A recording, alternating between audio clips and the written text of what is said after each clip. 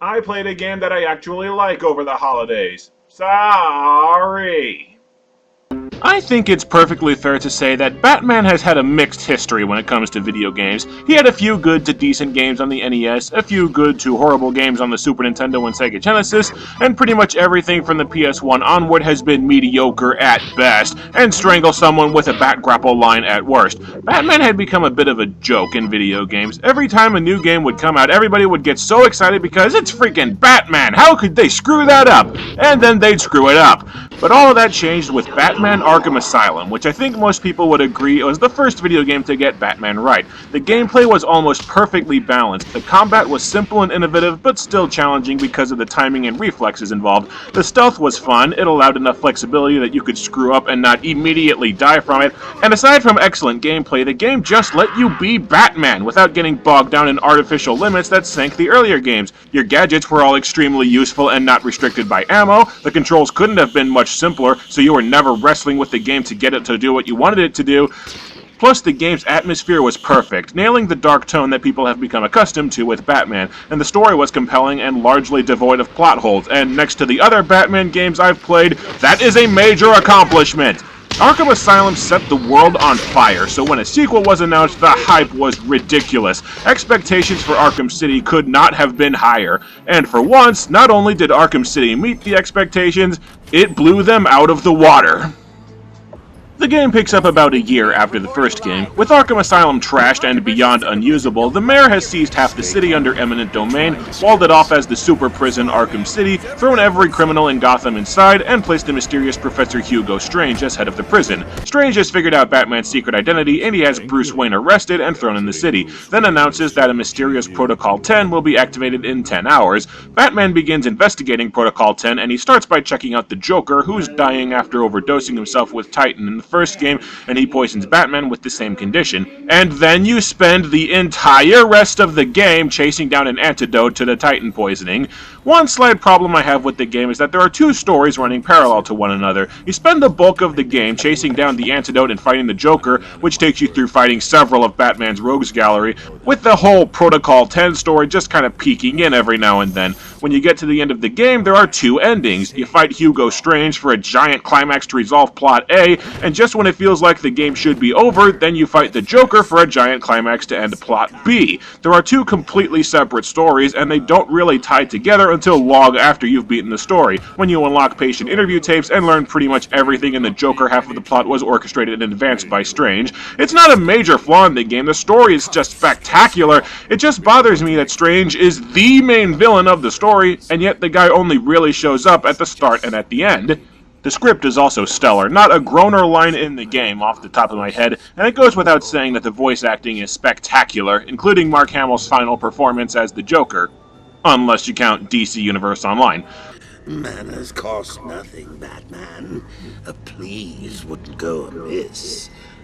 Unlike Arkham Asylum, Arkham City has a fairly large overworld with assorted buildings and the sewer serving as the game's main levels. Getting around the city is made both easy and fun by the ability to dive and climb while gliding, which is basically the same as that works in Super Mario 64, except you don't want to pull your own hair out, and a gadget called the Grapnel Boost, which you can combine with the gliding to basically never touch the ground. There's always an objective marked on your map for where you need to go next to continue the story, but you can ignore your objectives and do side missions or just dick around in the city pretty much anytime that you want. The city is full of enemies, so there's always something to do if you feel like grinding for upgrades, or if you just want to pound some asshole's face into the dirt for therapeutic reasons, and two portions of the city are always infested with armed enemies for improvised predator sections, so there's variety for when you're just exploring, and that's before you get into all the side missions in the game. There's political prisoners to rescue, 400 Riddler challenges which unlock puzzle rooms to rescue hostages, chasing down payphones under a time limit to stop Victor Zsasz from killing hostages, Bat computer gliding challenges, hunting down Titan containers for Bane. The side missions are so diverse and compelling that I can get distracted off the main story for hours at a time. Plus, most of them have a decent length and are stretched out and paced over the entire length of the game. There is one side quest that bites the big one, though. In the Hush side mission, you have to find a murder victim and follow a forensic trail to a suspect. You do this with 3 victims. The problem is that victims 2 and 3 are never marked on your map, and you're never given a vague hint about where they are. And they're hidden in alleys where you would never stumble onto them. This side quest is almost impossible without either extreme luck or outside assistance, but aside from that, there's plenty to do in the overworld and content to keep you entertained for a long time. The combat has been given a ton of new depth since Arkham Asylum. The basic one button to attack, one button to counter system is still intact, but a ton of new attacks have been added. There are several powerful special attacks like the Disarm and Destroy that you can use to destroy enemy weapons, and the Batarang Takedown that knocks out any enemies that are currently flat on their asses. There are now 6 different gadgets that you can quick fire in the middle of a combo, as well as a focus mode where time slows down to give you that much more time to react to enemies. Whereas Arkham Asylum had basically one way to take down every special enemy you ran into, you're given much more freedom to go about fighting enemies in Arkham City. You might think the extra variety and freedom would make the game easier, but it doesn't. You don't get the special moves unless you can maintain a combo, string together attacks without missing a single hit or counter, so you have to constantly strategize around the special enemies and always thinking about keeping away from the special enemies long enough to take them down safely. You're constantly thinking on your feet, not just for the combo and the XP that comes with it, but because your health can easily tank if you don't know what you're doing. The combat requires a lot of strategy and thinking quick on your feet, maybe more than any other combat system I've experienced off the top of my head, and it's satisfying as hell.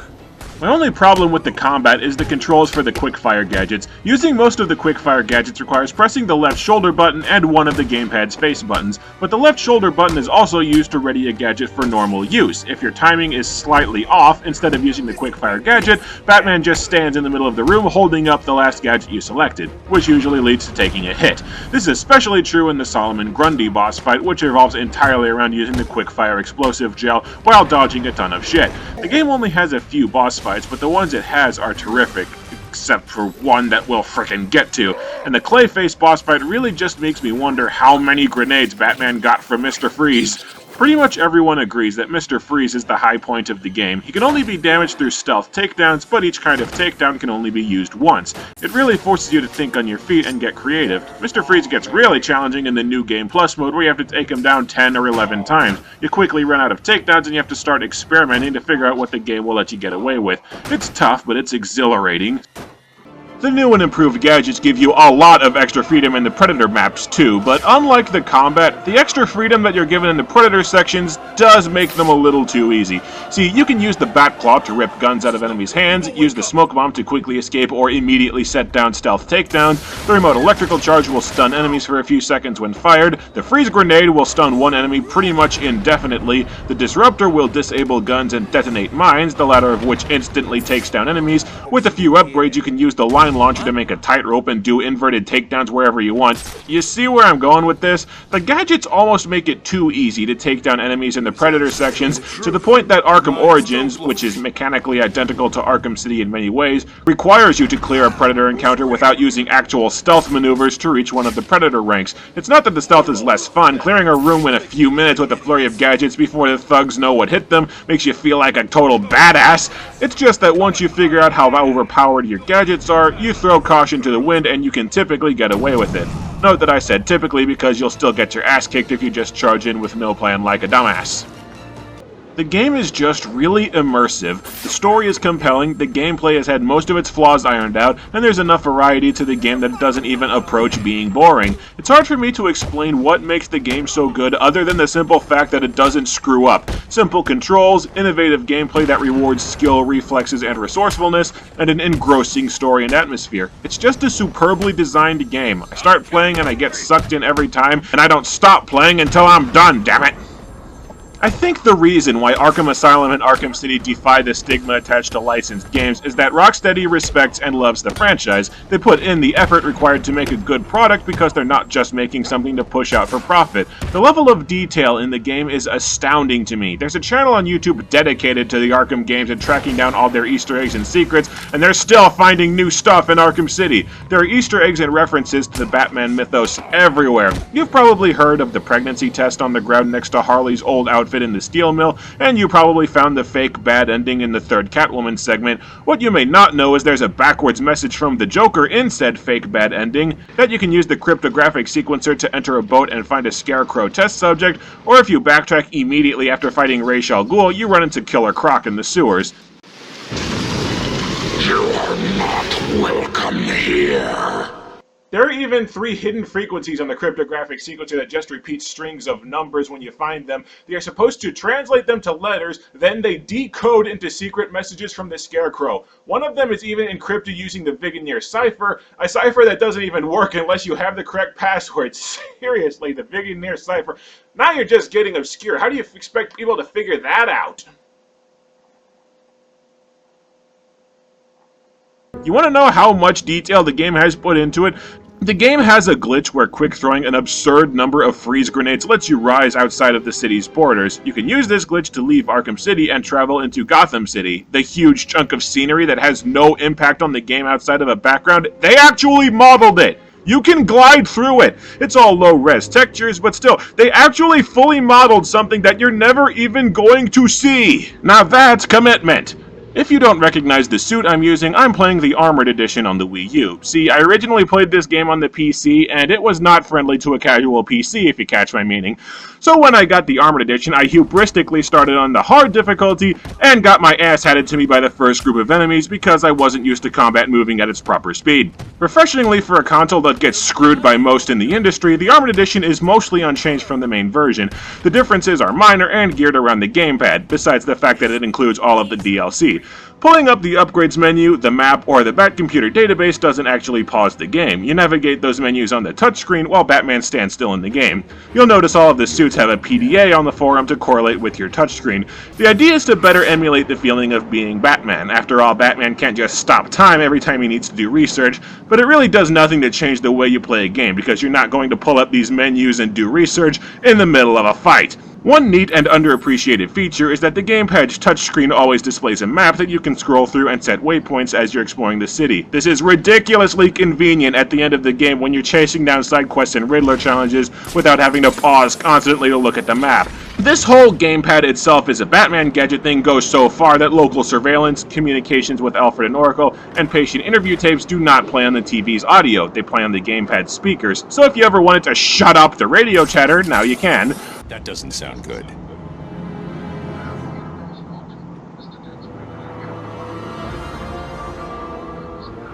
If there's one person in Arkham City who knows what's really going on, it's her. Another feature that I'm growing increasingly fond of, the game can be played entirely from the gamepad like a handheld console. The Armored Edition also uses the gamepad to switch gadgets. You press up on the control pad and tap the gadget you want, and you can assign 3 gadgets to the other directions on the D-pad for quick access. I know it sounds annoying, but you get used to it pretty quickly. The only major gameplay difference in the Armored Edition is a new gadget, the Battle Armored Tech mode. Basically the shock gloves before they appeared in Arkham Origins. Except Arkham Origins was designed around the shock gloves. Arkham City was not. Instead of being fully worked into the game's mechanics, they're basically just an instant make combat easier button. I never used them, even in the new Game Plus mode. I guess my mindset is better to die honorably than win by cheating, which is what using the BAT mode feels like. Sadly, I can't talk about how much I love this game without a massive flaming asterisk next to it. If you bought the game new or bought a special edition, there are brief sections added to the story where you play as Catwoman, plus you can use her in the epilogue and challenges. I've said it before and I'll say it again, Catwoman sucks! And not in the fun way. The special editions even give you the option of replaying her story sections anytime after you've beaten them. It is an option that I have never used. The first Catwoman section is a prologue to the main story that lasts about 30 seconds. You beat up some basic goons to introduce you to the combat and get caught by Two-Face. It just feels like a pointless addition and distraction from the extremely well done intro to the main game. Seriously, I get chills every time I watch this part. Shut it down. By the end of tonight, I will be a hero, just like you, Batman.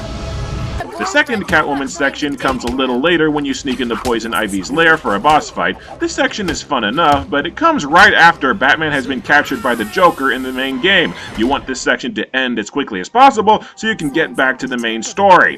The third Catwoman section comes almost at the end of the game. They're not spaced well at all, and you have a decent stealth section, but again, this interruption to the main story could not come at a worse time. You've just fought the Joker, Protocol 10 has activated, the entire world has exploded, and Joker has Talia, and now...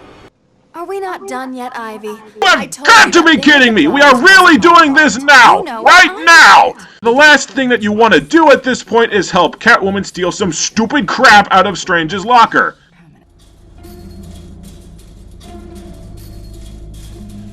Seriously? How do those guards not see me? How do they not hear me? And the last section comes after you finish the main story. You're still reeling from the game's ending, and you go to fight Two-Face in a boss fight that could best and most efficiently be described as bullshit. You have to take down Two-Face 4 times to finish this fight, all the while fighting 6 or so stealth enemies that respawn almost immediately when taken down.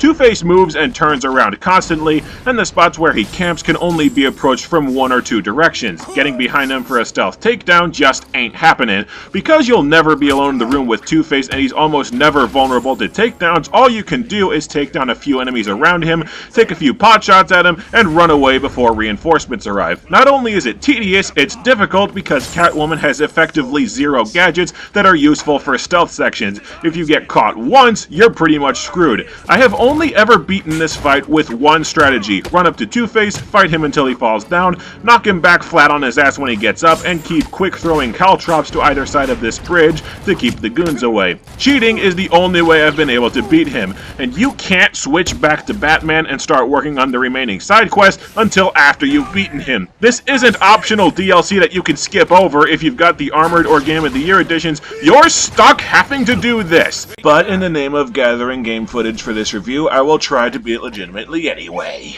I know where to I'll get the first hit on Two-Face. First one's always free. Why in God's name would you let him go? Why in God's name would you let him go? Huh, Two-Face is all alone. Okay, I'll go get another hit.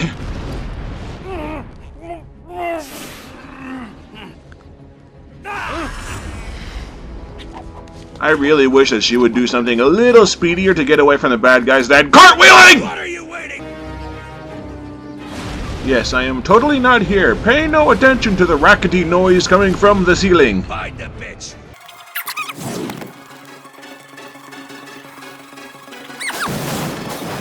I don't get how this is happening. I mean, there's no one around. There's only 3 people left, and when I played this before, like, as soon as your back was turned after you took someone down, someone new would come in to fill their spot. What's going on?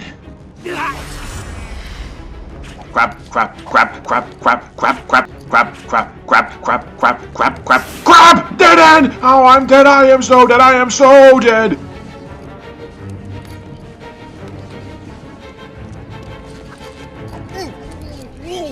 Shit, shit, shit, shit, shit, shit, shit, shit, shit! Ah! I have no idea how I am surviving this. There's only 3 guys up. This fight has to have been nerfed for the Armored Edition because the guys used to respawn immediately when you took them down. Of course, as soon as I sit down and to review the thing and criticize this fight for being unwinnable, I win it legitimately. Go frickin' figure. The Catwoman sections don't even make any internal sense. The second section takes place 8 hours until Protocol 10 activates and ends with Catwoman being captured by Poison Ivy. The third Catwoman section begins with her convincing Ivy to let her go, and Protocol 10 activates during this segment. This implies that Catwoman and Ivy were arguing, or, you know, what 2 consenting adults do in private is their own business, for 8 hours! The rest of the DLC is much better. The Arkham Skins pack is worth getting just for the Batman Beyond and Batman the Animated Series suits. Harley Quinn's Revenge is a very fun addition to the story, even if it has nothing to add to the story besides retconning Harley's pregnancy, and it's fun to use Robin in a story section so you can figure out how all of his gadgets work before using him in the challenges.